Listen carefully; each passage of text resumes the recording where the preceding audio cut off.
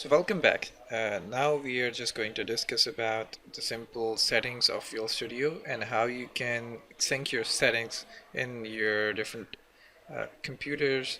For example, if I'm having VS Studio IDE here, I have my own settings here, so my settings would sync. But one thing for sure is that you should be logged into your account and sign in here, so your settings are synced with your Microsoft account.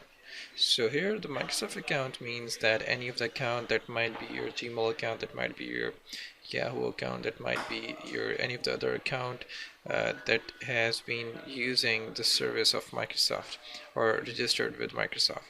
So if we just go here, what is the benefit of that is that we already the Visual Studio already has added the subscription of a year as you sign in.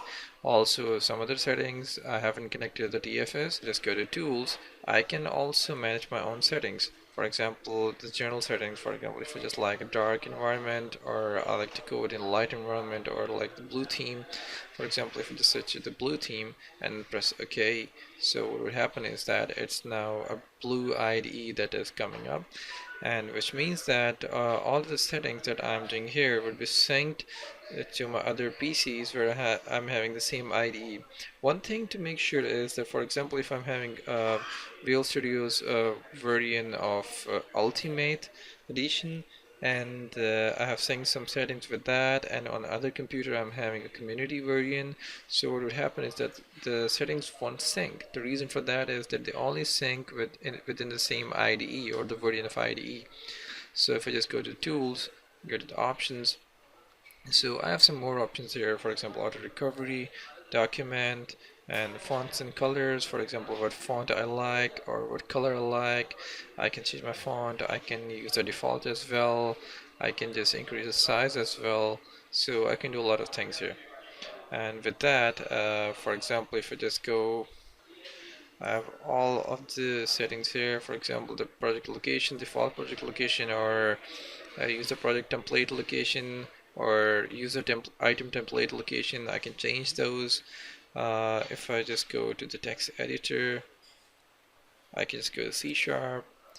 So I can let it know that I want to do word wrap or enable a virtual space, or for example, whatever comes in this node would be synced.